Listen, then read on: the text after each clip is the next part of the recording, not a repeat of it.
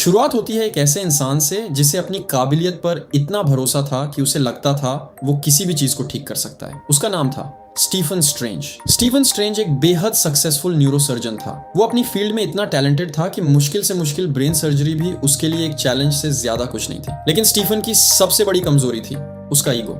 उसे अपनी सक्सेस पर बहुत घमंड था और वो दूसरों को खुद से कम समझता था। एक दिन स्टीफन एक बहुत इंपॉर्टेंट सर्जरी के लिए जा रहा होता है, लेकिन रास्ते में उसकी कार का भयानक एक्सीडेंट हो जाता है। एक्सीडेंट में उसके हाथ बुरी तरह घायल हो जाते हैं और यही इंजरी उसके पूरे करियर को खत्म कर देती है। स्टीफन कई डॉक्टर से इलाज करवाता है, वो हर पॉसिबल ट्रीटमेंट ट्राई करता है, लेकिन उसके हाथ पहले जैसे ठीक नहीं होते। स्टीफन धीरे धीरे अपनी सारी उम्मीद खोने लगता है। लेकिन तभी उसे एक ऐसे इंसान के बारे में पता चलता है जो कभी पूरी तरह पैरालाइज्ड था और फिर अचानक ठीक हो गया। स्टीफन उसके पास पहुंचता है। वो उसे बताता है कि उसने अपने शरीर को किसी मेडिसिन से नहीं बल्कि कमारताज नाम की जगह जाकर ठीक किया था। स्टीफन तुरंत कमारताज पहुंचता है। वहां उसकी मुलाकात होती है एंशिएंट वन से।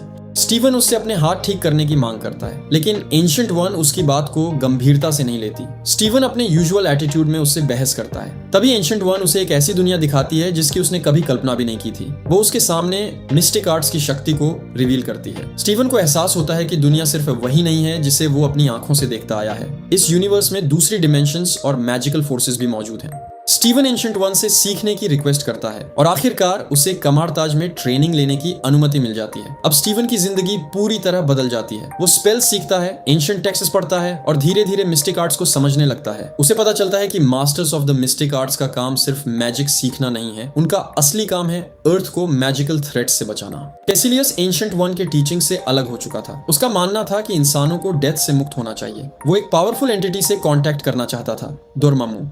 डोरमामू डार्क डिमेंशन का रूलर था। कैसिलियस चाहता था कि डोरमामू अर्थ को डार्क डिमेंशन में मिला दे, क्योंकि वहां टाइम और डेथ का कोई अस्तित्व नहीं था। डोरमामू अर्थ पर आने वाला था। स्टीफन डार्क डायमेंशन में पहुंचता है। वहां डोरमामू के सामने उसकी ताकत लगभग कुछ भी नहीं थी। डोरमामू उसे बार बार मार देता है, लेकिन स्टीफन ने पहले ही एक टाइम लूप बना दिया था। हर बार स्टीफन मरता है और फिर वही मोमेंट दोबारा शुरू हो जाता है। डोरमामू इस लूप से बाहर नहीं निकल सकता था।